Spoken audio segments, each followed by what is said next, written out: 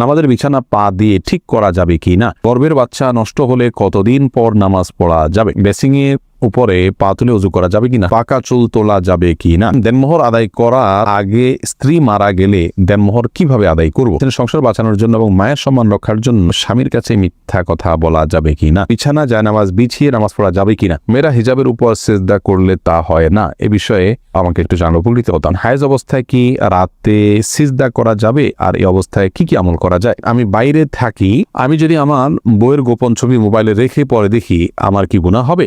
কাজী ছাড়া দুজন কারিমা পড়ে বিয়ে করে বিবাহ হবে কিনা? অন্তরে কুচিন্তা আসে এবং আমলের আসে, আমাকে পরামর্শ দেন প্লিজ।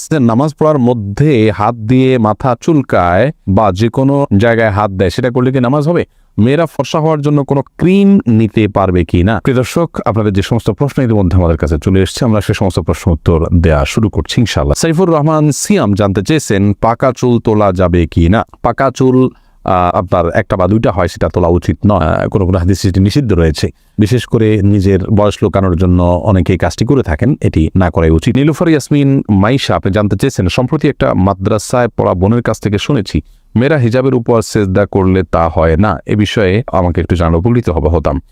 বোন, এটি ভুল কথা। যদি কেউ বলে থাকেন যে হিজাবের উপর সেজদা করলে সেজদা হবে না, কপালের উপরে হিজাব থাকলে সেখানে সেজদা করলে সেজদা আদায় হবে, কোনো অসুবিধা নেই। কোথাও নিষেধ নেই করা দিয়েছে যে কপালের উপরে কাপড় থাকলে সেজদা হবে না। তবে মুখমণ্ডল ঢেকে সেজদা করা উচিত নয়। সাধারণ অবস্থায় যেখানে অন্য কোনো পরপুরুষ নেই, সেখানে আপনি মুখমণ্ডল না ঢেকে ওটা খুলে সেজদা করতে হবে।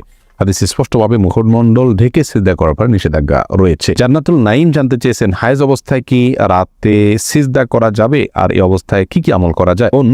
মাসিক অবস্থায় মেয়েরা সিজদা দিবেন না, 5 ওয়াক্ত নামাজ পড়বেন না বা কোনো নামাজ পড়বেন না, কোরআন স্পর্শ করবেন না এবং তওয়াফ করবেন না। এছাড়া রোজা রাখবেন না, স্বামী সহবাস করবেন না। এছাড়া যে কোনো কাজ তারা করছেন, দোয়া, দুরূদ, ইস্তেগফার, আল্লাহর কাছে প্রার্থনা, ইসলাম বই পুস্তক পড়ায়, সব কাজগুলো তারা করতে পারবেন, কোনো সমস্যা নেই। আব্দুল মান্নান জানতে চেয়েছেন, আমি বাইরে থাকি, আমি যদি আমার বইয়ের গোপন ছবি মোবাইলে রেখে পরে দেখি, আমার কি গুনাহ হবে?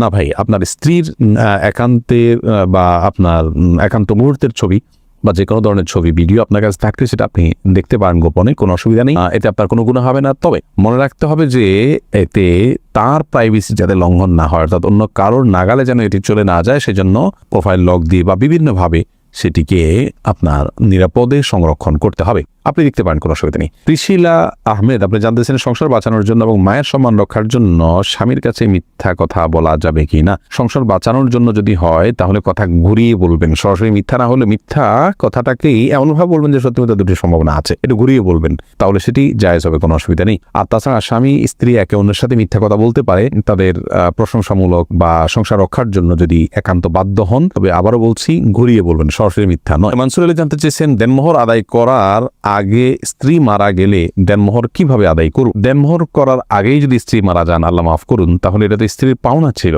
এটি আপনি স্ত্রীর ওয়ারিস যারা, তাদের মধ্যে যার যতটুকু প্রাপ্য আছে সে হারে বন্টন করে দিতে পারেন, অথবা তার পক্ষ থেকে আল্লাহ রাস্তা দান করে দিলেন, যেন সওয়াব তিনি পেয়ে। আব্দুল্লাহ আল মামুন জানতে চেয়েছেন, অন্তরে কুচিন্তা আসে এবং আমলের আসে, আমাকে পরামর্শ দেন প্লিজ। কুচিন্তা এবং খারাপ চিন্তা ভাবনা এগুলো দূর করার জন্য বেশ কয়েকটি ভিডিও আমাদের আছে, সেগুলো দেখে নেবেন ইনশাআল্লাহ।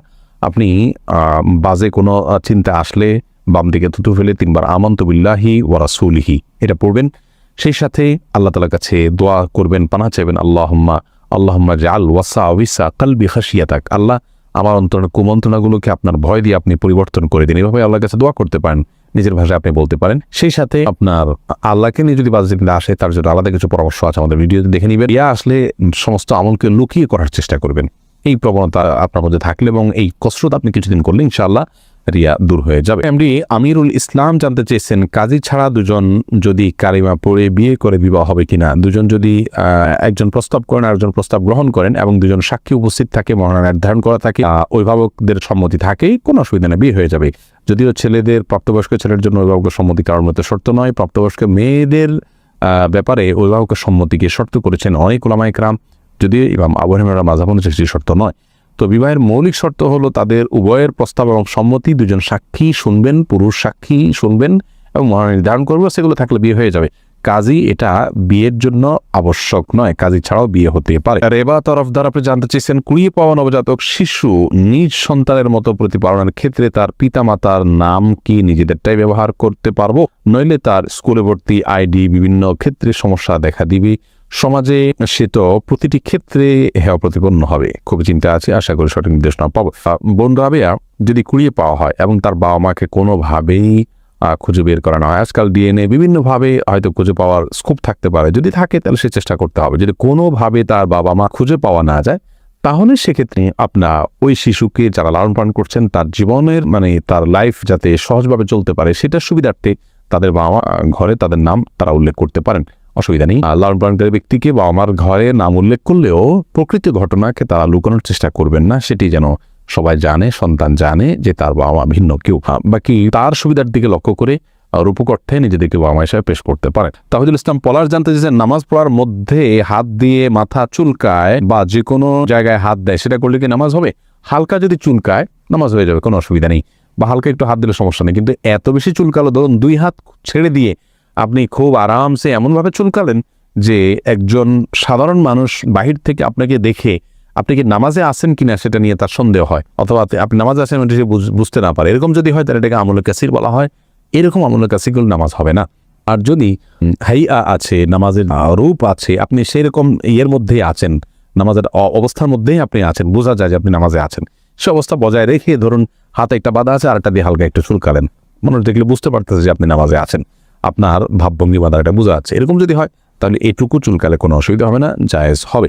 আলামিন হোসেন জানতে চেয়েছেন, গর্ভের বাচ্চা নষ্ট হলে কতদিন পর নামাজ পড়া যাবে? গর্ভের বাচ্চা যদি নষ্ট হয়ে যায় এবং রক্ত ব্লিডিং হতে থাকে, নেফাস হতে থাকে যেটাকে বলা হয়, সেটা হলে সর্বোচ্চ 40 দিন পর্যন্ত তিনি নামাজ থেকে বিরত থাকবেন, তারপর নামাজ পড়তে হবে ব্লিডিং থাকলেও। আর যে ব্লিডিংটা তার আগে বন্ধ হয়ে যায় 20-25 দিন 30 দিনের মাথায়, তাহলে যখন বন্ধ হবে তখন দেখবেন নামাজ শুরু করবেন। এরপরে এমডি নূর আলম জিকু আপনি জানতে চেয়েছেন, মেয়েরা ফর্সা হওয়ার জন্য কোনো ক্রিম নিতে পারবে কি না? নিজের সৌন্দর্যকে, নিজের প্রকৃত রঙকে লুকানোর জন্য যদি এরকম কোনো ক্রিম ব্যবহার করে বিয়ের সুবিধার জন্য, যাতে মানুষ ফর্সা দেখে বিয়ে করে, পরবর্তী দেখবে যে পুরো শরীর কালো, এরকম করলে প্রতারণা হবে, সেজন্য এটা নাজায়েজ হবে, হারাম হবে।